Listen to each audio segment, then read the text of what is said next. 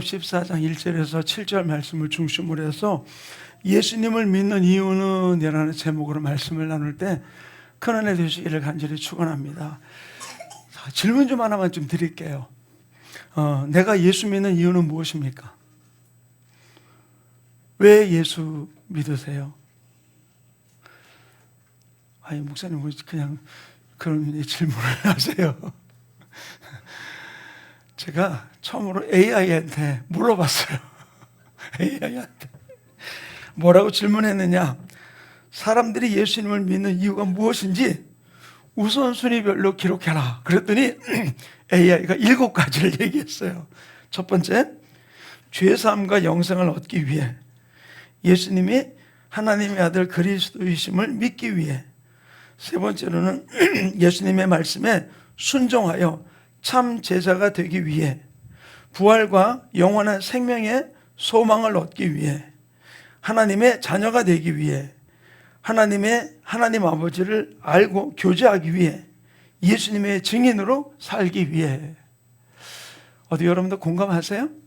예수 믿는 이유가 고개를 끄덕끄덕 하시는 분도 계세요. 그래서 제가 두 번째 AI한테 질문을 했습니다. 예수님을 이렇게 앞에 말한 7가지대로 믿는다고 말하는데 실제 그들의 삶은 어디에 목적을 두고 살고 있는가라고 질문했더니 AI가 또 6가지를 이야기를 해줬어요. 첫째로는 세상 중심의 삶으로 산다. 두 번째로는 성공과 부와 명예를 위해서 산다. 세 번째로는 건강과 장수를 위해서 산다. 네 번째로는 자녀의 형통을 위해서 산다. 다섯 번째로는 문제 해결과 욕망을 위해서 산다. 그 다음에 6번째는 자신의 욕망과 만족을 위해서 산다. 저는 이 이야기를 들으면서 2가지를 다 잡고 있는 거죠. 그래서 성경에 나오는 부자 청년의 이야기가 생각이 나더라고요.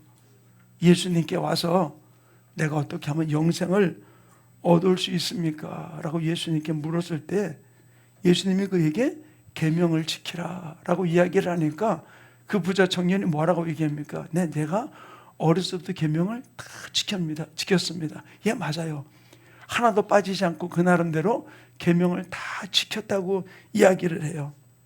그런데 이 청년에게 예수님이 이렇게 이야기를 합니다. 자, 우리 마태복음 19장 21절 한번 같이 읽어봅시다. 시작. 예수께서 이르시되 내가 운전하고자 할진대 가서 내 소유를 팔아 가난한 자들에게 주라. 그리하면 하늘에서 보화가 내게 있으리라. 그리고 와서 나를 따르라 하시니. 자, 이 말씀을 듣고 이 부자 청년이 쓸쓸히 뒤돌아서 가버렸어요. 가타부타 이야기도 하지 않고. 왜 이 청년이 그렇게 했을까요? 영생을 사모하고는 있었지만 영생과 물질 2개를 다 붙들려고 그랬던 거예요. 결국은 2 주인이에요. 물질은 만몬의 영이고 영생은 하나님이. 2 주인을 다 섬기려고 그러니까 이 부자 청년으로서는 감당할 수 없었던 것이죠. 저는 이 말씀을 준비하면서 우리들의 모습 속에서 우리가 어떤 비전을 붙들어야 할 것인가? 어떤 비전을 붙들고 우리가 나가야 될 것인가? 예수님께서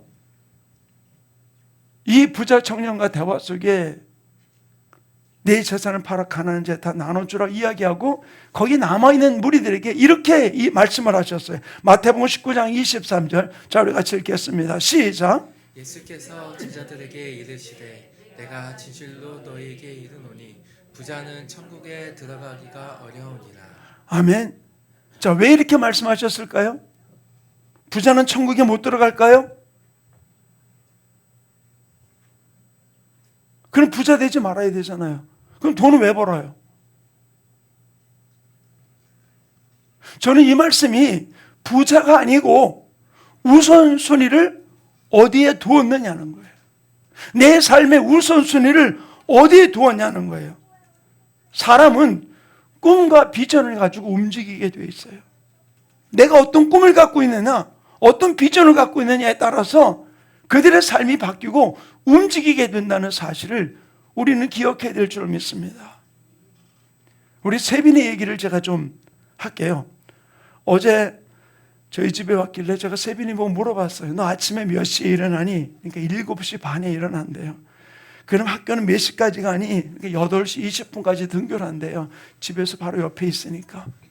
그리고 몇 시에 수업이 끝나니? 그랬더니 오후 4시에 끝난대요. 그럼 4시에 끝나서 그 다음에 그 종례하고 나면은 집에 온대요. 그러고는 몇 시에 또 태권도 도장을 가니? 그랬더니 5시 30분에 나서서 거기서 버스 타고 세종에서 대전까지 오고 반석까지 오고 반석 또 지하철을 타고 노원동까지 와서 7시부터 10시 반까지 태권도 훈련을 하는 거예요. 그리고 훈련 끝나면은 또 바로 내려가서 지하철 타고 반석으로 와서 다시 버스 타고 집에 오는데 집에 오면 몇 시냐 그랬더니 11시 50분이래요. 걔가 초등학교 5학년 때부터 지금까지 계속 하고 있는 거예요. 너 힘들지 않아? 그랬더니 힘들어도 해야지. 걔는 어떤 꿈이 있는가? 어떤 비전이 있는가? 태권도 국가대표 선수가 되는 게 꿈이에요. 그러다 보니까 그 힘든 시간을 이기는 거죠. 저하고 얘기를 하면서 다리를 이렇게 쭉 올리더라고요. 다리 피는 저걸 한다고. 어린 꼬마도 내가 바라볼 꿈이 있으니까 그 꿈을 위해서 힘든 줄 모르고 그 훈련 3시간 반 동안 하는 훈련이 얼마나 많이 힘들겠어요. 오고 가는 길 다 포기하고 나가는 이유가 꿈이 있기 때문인 거죠. 꿈이 없는 민족은 망한다고 그랬어요. 나는 어떤 꿈과 비전을 가지고 예수를 믿느냐는 거예요. 저희 부부가 2000년도에 독일에 갔을 때 저에게 독일 슈투트가르트에서 한 장로님 집에 머무를 때가 있었어요. 한 주간 동안 그 집에 머무르면서 그 집 가족들과 함께 이야기도 나누고 대화도 나누고 또 저희 방에 와서 쉬고 그리고 세미나를 참석하고 이렇게 했는데 저는 그 장로님이 어떤 분인지를 잘 몰랐어요. 근데 그 장로님이 얼마 후에 제가 안 것이 그 장로님이 독일에서 몇 번째 손에 꼽히는 부자라고 그러더라고요. 근데 하는 행세는 전혀 그렇지 않았어요. 제가 또 한 장로님 집에 초청을 받아서 갔는데 BMW로 저를 이렇게 데려가는데 옛날 집, 아주 고성 같은 집 거기를 인테리어 가지고서 참 멋지게 해놓은 집에서 사시더라고요. 근데 이 장로님은 그 당시에 벤츠를 가지고 다니는데 이렇게 핸들을 돌려서 유리문이 올라가고 내려가는 그 차를 기쁜 마음으로 타고 계시더라고요. 그렇게 자기가 부유한 사람인데도 불구하고 이분은 그 물질을 어떻게 쓰느냐? 복음을 위해서. 그는 그 모든 물질을 자기를 위해서 쓰는 것이 아니라 복음을 위해 사용하는 그 장로님의 모습을 보았어요. 그럴 때가 마침 제가 한국에서 팀 목회하다가 그만두고 잠깐 거기서 세미나 참석하면서 여러 가지 일들을 의논하려고 들어갔을 때였는데 그때 그 장로님들이 함께 모인 자리에서 그런 얘기 하더라고요. 목사님이 한국에서 목회하실 수 있는 부분들을 돕겠습니다라는 부분들을 얘기하더라고요. 그때 제가 그 장로님들 앞에서 그런 얘기했어요. 저는 장로님들과 이 교회와 물질로 연관되고 싶지 않습니다. 기도해 주시고 제가 혹 쉬고 싶을 때 제가 필요해서 여기에 와서 세미나에 참석하고 싶을 때 항공권하고 여기 체류비를 허락해 달라고. 만약 그들이 저에게 재정적인 후원을 해줬다면 달라졌겠죠. 그러나 저는 지금의 우리 교회를 만들 수는 없었으리라고 생각이 들어요. 사랑하는 성도님, 부자가 천국에 못 가는 게 아니에요. 왜 부자가 천국 못 갑니까? 우선순위를 어디에 두었느냐는 거예요. 마찬가지예요. 내가 부자든 가난하든 배워든 못 배웠든 간에 문제는 바로 무엇입니까? 내가 우선순위를 어디에다 두고 신앙생활 하느냐는 거예요.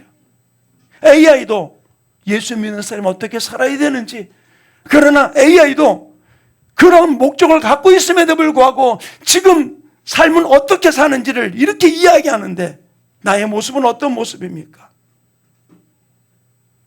성경적인 관점에서 보면은 많은 사람들이 예수 믿는다고 하면서 저 자신을 포함해서 실제 삶에서 현재의 형통과 개인의 행복에 중심을 두고 살려는 유혹이 우리에게는 많이 있어요. 그러면 우리가 먼저 해야 될 일이 바로 무엇일까요? 먼저 해야 될 일이, 예수님 우리에게 이렇게 말씀하셨습니다. 마태복음 6장 33절, 우리 한 목소리 같이 읽겠습니다. 시작. 너희는 먼저 그의 나라와 그의 의를 구하라. 그리하면 이 모든 것을 너에게 더하시리라. 아멘. 중학교 다닐 때 제 교훈입니다. 교훈, 학교 교훈. 자, 너희는 먼저 무엇을 구하라고요? 그의 나라와 그의 의를 구하라. 그런데 그러고 난 다음에 이 모든 것을 너에게 더하시리라. 그런데 이 33절 앞에 31절과 32절은 이렇게 기록해 놓고 있습니다. 자, 우리 한번 같이 읽겠습니다. 시작. 그러므로 염려하여 이르기를 무엇을 먹을까, 무엇을 마실까, 무엇을 입을까 하지 말라. 이는 다 이방인들이 구하는 것이라. 너희 하늘 아버지께서 이 모든 것이 너희에게 있어야 할 줄을 아시느니라. 네, 너희가 무엇을 먹을까, 무엇을 마실까 염려하지 말라. 근데 뭐라고요? 이것은 다 이방인들이 구하는 것이라. 이방인이 누굴까요? 이방인이 세상 밖에 있는 사람? 예, 그들도 마찬가지예요. 그러나 교회 안에 있지만 천국이 내 집이 되지 못하고 하늘나라 시민권을 가지지 못하고 이 땅에 목적을 가지고 살아가는 삶이 이방인이 될 수밖에 없는 거예요. 이방인이 그것을 구하는 것이다. 아버지께서 너에게 이것이 있어야 될 줄을 아버지는 아시느니라 라고 말씀하고 계신 것이죠. 하나님은 우리에게 무엇이 필요한지 알고 계세요. 믿으십니까? 아멘. 그것을 우리에게 공급해 주십니다. 그렇기 때문에 사도 바울은 그가 자기의 명예를 위해서 자기가 알고 있는 지식을 위해 달려가던 그 사도 바울이 하나님 예수님을 만나고 난 다음에 그는 이렇게 고백합니다. 빌립보서 1장 21절 우리 한번 같이 읽겠습니다. 시작. 이는 내게 사는 것이 그리스도니 죽는 것도 유익함이라. 이는 내게 사는 것이 그리스도니 죽는 것도 유익함이라. 내게 사는 것이 그리스도다. 갈라디아서 2장 20절에 그렇게 이야기해주고 있잖아요. 내가 그리스도와 함께 십자가 못 박혀 죽었나니 그런즉 이제는 내가 산 것이 아니요 오직 내 안에 그리스도께서 사신 것이라. 이제 내가 육체 가운데 사는 것은 나를 사랑하사 나를 위해 자기 몸을 버리신 하나님의 아들을 믿는 믿음 안에 사는 것이라. 이렇게 고백했던 이 바울이 이 빌립보 교회를 통해서 이야기하는 것이 바로 무엇입니까? 내가 사는 것이 그리스도니, 내가 사는 것이 그리스도니 죽는 것도 유익하다. 결국 이 얘기는 바로 무엇입니까? 살든지 죽든지 그것이 문제가 아니고 예수 그리스도가 내 삶의 목적이고 중심이 된 삶을 살고 있음을 고백하는 바울의 모습을 볼 수 있어요. 있어야지 하고 없으면 못하는 게 아니라 있든 없든 상관하지 아니하고 내 중심이 예수 그리스도께 있을 때 주님이 우리의 삶의 모든 부분을 책임지는 역사가 일어나게 되는 줄로 믿습니다. 그래서 사도 바울은 고린도전서 15장 31절에 나는 날마다 죽노라라고 고백하고 있어요. 왜? 바울 안에도 이렇게 고백하는 거죠. 내 마음에 선을 행하려는 마음과 악을 행하려는 두 마음이 날마다 싸우고 있다. 그래서 오라 나는 곤고한 사람이라고 이야기했어요. 이 부분들이 나를 힘들게 하고 어렵게 하는 부분들임을 고백하며 이야기를 해줬던 것이죠. 주님 위해 살겠다고 고백했지만 바울 속에서 계속 두 가지의 싸움이 이루어지고 있는 부분들. 그래서 나는 날마다 하나님 중심으로 살기 위해서 나는 날마다 죽노라 바울은 고백하고 있었던 것이죠. 그런데 이 바울이 이렇게 힘들고 어렵고 고난과 핍박 속에도 이 복음을 달려간 이유가 무엇일까요? 무엇이 바울락을 이렇게 복음을 위해서 초대교회 1차 전도 여행, 2차 전도 여행, 3차 전도 여행, 마지막 로마의 순교 여행을 하는 그 자리 속에서도 조금도 주저하지 않고 달려갔던 이유가 바로 무엇일까요? 사도 바울은 이렇게 데살로니가 교회에다가 고백을 합니다. 우리 데살로니가전서 2장 19절 같이 읽습니다. 시작. 우리의 소망이나 기쁨이나 자랑의 면류관이 무엇이냐? 그가 강림하실 때 우리 주 예수 앞에 너희가 아니냐? 네, 이 말씀 띄워놔 주세요. 뭐라고요? 우리의 소망과 기쁨과 자랑의 면류관이 무엇이냐? 여기는 사도 바울 자신을 포함해서 우리의 소망과 기쁨과 자랑의 면류관이 무엇이냐?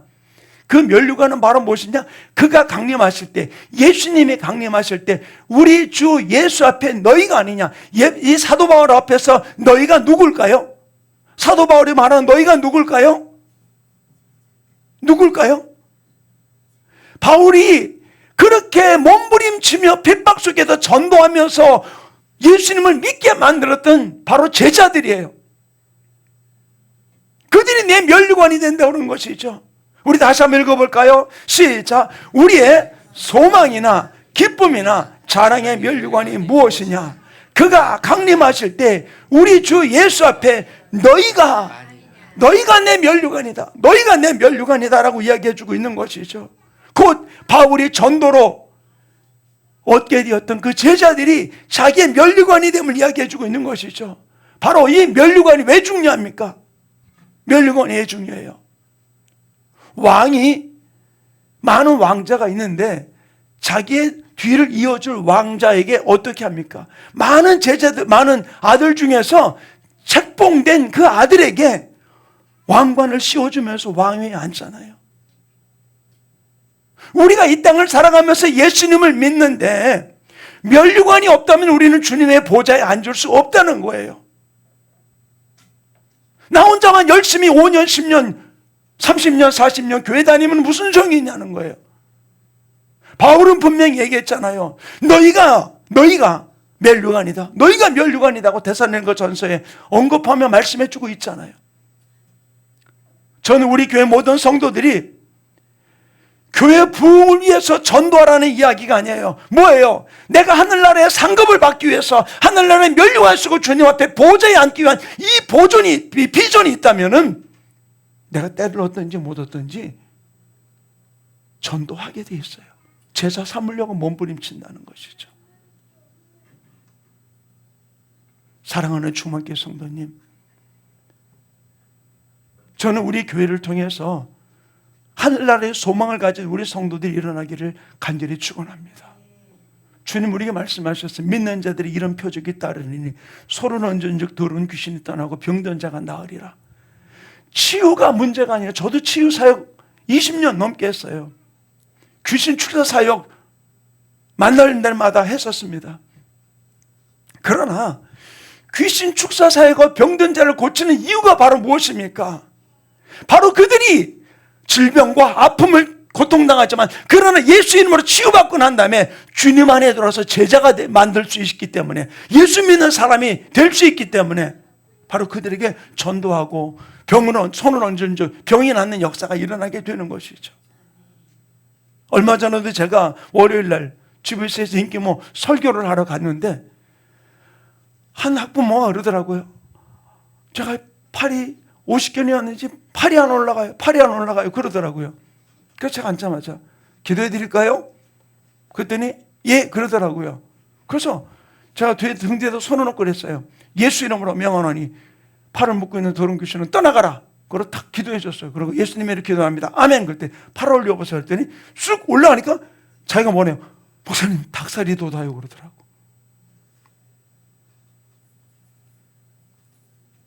옆에 한 분은 또 나이가 40대 변호사예요. 여자분인데 4시 이후에는 밥을 못 먹어요. 아무 음식도 물도 입만 죽일 뿐. 왜 그러냐 그랬더니 이 위액이 올라와 가지고서 역류해 가지고서 먹지를 못하는데 병원에 가도 소용없대요. 그래서 제가 기도해 드릴까요? 그랬더니 기도해 달라고. 그 기도해 드렸어요. 다음번 만날 때 어떻게 되는지 궁금해요. 근데 보세요. 나를 자랑하기 위한 게 아니라 예수 이름으로 손을 얹을 때 병이 낫고 귀신이 떠나가는 이유가 바로 무엇이에요? 다른 이유가 아니에요. 그들을 주님의 제자 삼기 위해서. 사랑하는 충만교 성도님, 주님은 여기 분명히 이야기해 주고 있잖아요. 고린도 교회를 향해서, 데살로니가 교회를 향해서 너희가 내 제자다 라고 이야기해 주고 있는 것이죠. 근데 예수님은 우리에게 이 면류관을 쓴 자가 보호자에 앉게 되는데 예수님 우리에게 이렇게 약속을 하고 있어요. 자, 마태복음 19장 28절 예수님이 친히 하신 말씀이 함께 읽겠습니다. 시작. 예수께서 이르시되 내가 진실로 너에게 이르노니 세상이 새롭게 되어 이자가 자기 영광에 나를 따르는 너희도 12보좌에 앉아 이스라엘 12지파를 심판하리라. 자, 이 말씀 띄워놔 주세요.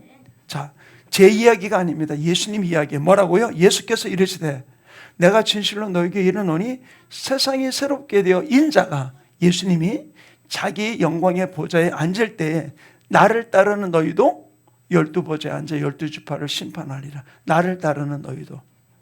여러분이 거기에 포함되십니까? 아멘. 나를 따르는 너희도 어떻게 앉혀준다고요? 12보좌에 앉아 이스라엘 12지파를 심판하는 자리에 앉혀주신다고 말씀했어요. 아멘. 그럼 우리가 앉는 자리가 어디입니까? 보좌예요, 보좌. 저 아까 우리 임 집사님 찬양하면서 보좌 얘기를 하는데 제 마음이 너무 감사하더라고요. 사랑하는 성도님, 우리가 보좌에 앉아야 돼요. 이 자리를 주님이 우리에게 허락해 주셨다는 사실입니다. 바로 주님은 우리가 이 땅을 살아가면서 끝까지 이 보좌에 앉기 위해서 제 손녀 세빈이가 그렇게 힘든 가운데도 훈련하면서 그 운동을 하고 있듯이 바로 이 예배는, 우리 주일 예배 드리는 거는 하나님의 영광 받아 주시옵소서가 아니라 훈련하는 거예요. 훈련. 무슨 훈련입니까? 오늘도 깨달은 말씀을 내 삶 속에 실천하는 거예요. 안 되는 일을 한 번 하고, 안 되는 일을 두 번 하고, 안 되는 일을 세 번 하고, 계속해서 나 자신을 쳐서 훈련시키는 부분이 바로 이 예배 시간이라는 거예요. 말씀을 통해서 기도로 훈련하고, 순종하기 위해서 훈련하고. 나 오늘 예배 갔다 왔어. 이게 하나 출석표 찍는 거로 끝나는 게 아니라 오늘 예배를 통해서 깨닫는 말씀을 내가 훈련하는 거예요. 내 삶 속에서. 그러면서 우리가 이기는 자가 될 때 주님 우리가 분명히 말씀하셨습니다. 요한계시록 3장 21절. 자, 우리 한번 같이 읽겠습니다. 요한계시록 3장 21절. 시작. 이기는 그에게는 내가 내 보좌와 함께 앉게 하여 주기를 내가 이기고 아버지 보좌에 함께 앉은 것과 같이 하리라. 아멘. 띄워놔 주세요. 뭐라고요? 이기는 그에게. 이기는 그에게 내가 누굽니까? 예수님이 내 보좌에 함께 앉게 하여 주기를 내가 이기고, 예수님 자신도 이기고 아버지 보좌에 앉은 것과 같이 하리라. 주님도 이 땅에 오셔서 그냥 하나님의 아들이라는 이유 때문에 그냥 금수저로 살다 끝난 분이 아니에요. 빌립보서 2장 6절부터 8절에 나오는 말씀 가운데 보면 하늘 보좌를 버리사 낮고 차는 인간의 몸을 입고 이 땅에 오셔서 어떻게 순종하기를 십자가에 죽기까지 그분은 복종하셨던 부분을 언급하고 있잖아요. 주님도 이기셨어요. 우리도 이 땅에서 이기는 자가 될 때 하나는 놀라운 역사가 일어나게 되는 줄로 믿습니다. 그래서 뭐라고 그랬습니까? 이기는 자에게는 내가 보좌에 앉은 것 같이 너희도 이 보좌에 함께 앉혀주리라 라고 이야기해주고 있는 것이죠. 사랑하는 충만교회 성도님, 그냥 예수 믿고 왔다 갔다 하면 천국 갈까? 옛날 어른들이 그러니 번거지 쓰고 천국 가면 뭐하냐? 그 말은 무슨 말이에요? 거지같이 천국 가면 뭐하냐는 얘기예요. 상급도 하나도 없이.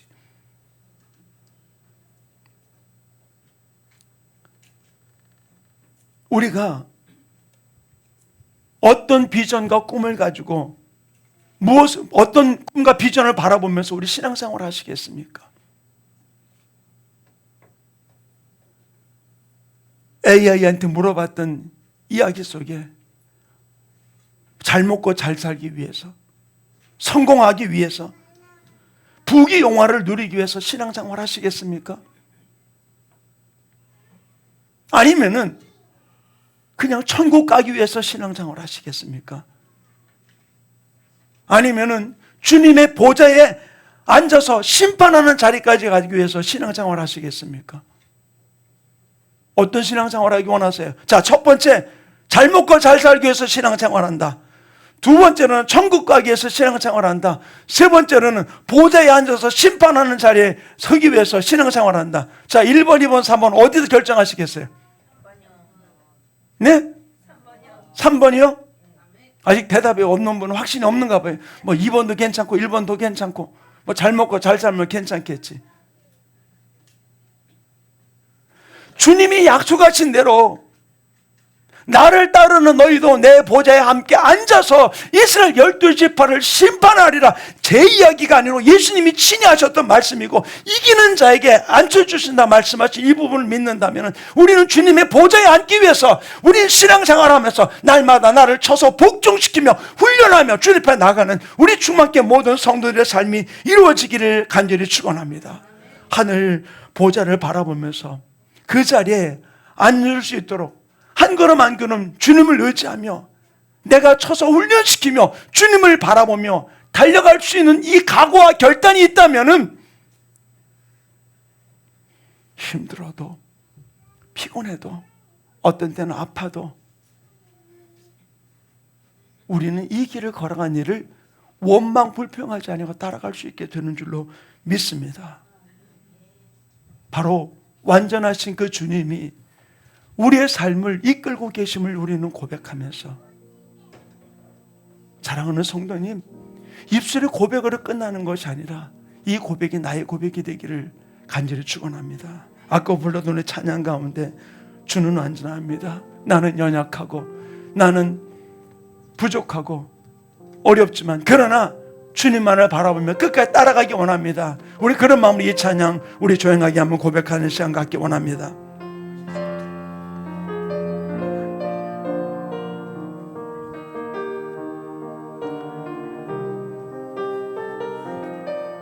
주여 우리 연약합니다. 주여 우리 연약합니다.